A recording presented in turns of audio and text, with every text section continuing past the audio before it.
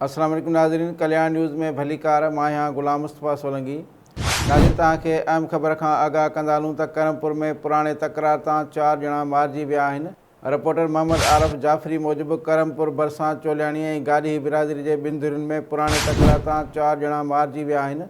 शरीफ़ लाड़े वटि गाॾी बिरादरी ऐं चोलियाणी बिरादरी जे हथियारबंदनि हिक ॿिए मथां जदीद हथियारनि सां फायरिंग करे ॾिनी। गोलियूं लॻण जे नतीजे में गाॾी बिरादरी जा 4 ॼणा मौक़े ते ई मारिजी विया।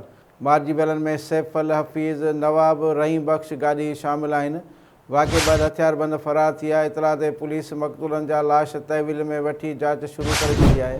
नाज़रीन, तव्हांखे अहम ख़बर खां आगाह कंदा हलूं त करमपुर में पुराणे तकरार तां 4 ॼणा मारिजी विया आहिनि। रिपोर्टर मोहम्मद आरिफ जाफ़री मूजिबि करमपुर भरिसां चोलियाणी ऐं गाॾी बिरादरी जे ॿिनि धुरियुनि में पुराणे तकरार तां 4 ॼणा मारिजी विया आहिनि। शरीफ़ लाड़े वटि गाॾी बिरादरी ऐं चोलियाणी बिरादरी जे हथियारबंदनि हिक ॿिए मथां जदीद हथियारनि सां फायरिंग करे ॾिनी। गोलियूं लॻण जे नतीजे में गाॾी बिरादरी जा 4 ॼणा मौक़े ते ई मारिजी विया। मारिजी वियलनि में सैफ़ल हफ़ीज़, नवाब, रहीम बख़्श गाॾी शामिल आहिनि। वाक़े बैदि हथियारबंद फ़रार थी विया। इतला ते पुलिस मक़तूलनि जा लाश तहवील में वठी जांच शुरू करे छॾी आहे।